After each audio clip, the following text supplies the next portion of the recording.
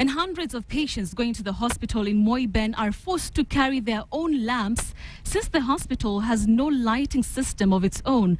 KTN's North Rift reporter Mercy Kandie now brings you the story of sickness, darkness and a lamp. The construction of the Moiben Health Center in Moiben constituency, Uasin Gishu County, raised hopes in this village, hope that the health standards within the region would improve.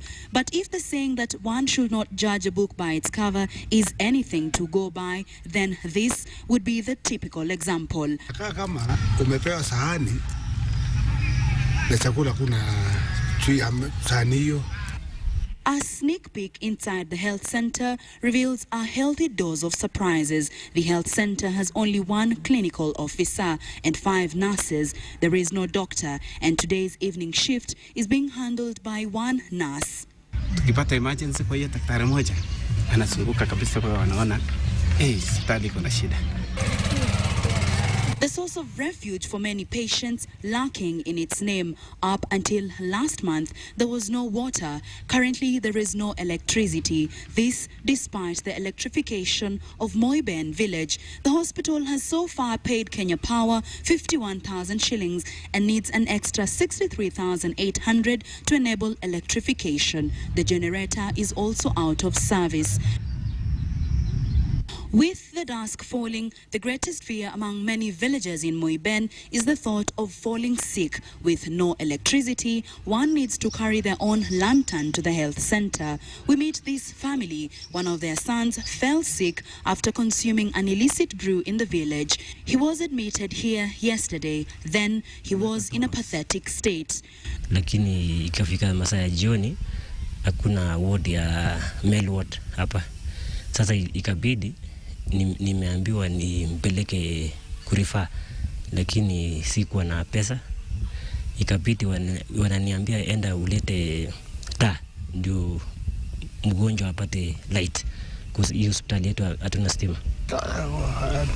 Today, though, the patient, Thomas, seems to be still in poor health. He is not able to talk, but he can't stay longer. There are no male wards, they tell us.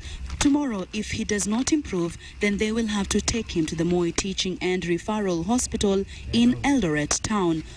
Mgonjwa anachakaa kuchanganyika, lakini ninaombea Mungu atapona kwa sababu amepewa painkillers. Paraffin is bought at the local gas station.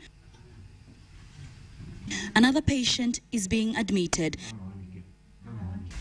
And apart from these written requirements from the management, if one needs to be referred to another hospital, the fuel cost for transportation is shared between the hospital and family. Unita Cheruto is in labor and she's expecting her firstborn child tonight. It is her hope and the hope of medical practitioners here that she does not develop any complications. For if this happens, the equipments that are to help her and her unborn child all use electricity. She will then have to be referred to the nearest hospital, which is about 42 kilometers away. As the evening light burns bright, Unita tells me she is hopeful. Her 2 relatives stay with her, and when she will be giving birth, others will have to wait as the one nurse attends to her. We leave. The following day, I am told, Unita gave birth to a bouncing baby girl weighing 3 kilograms. Mercy Kandie, KTN, Moiben, Uasin Gishu County.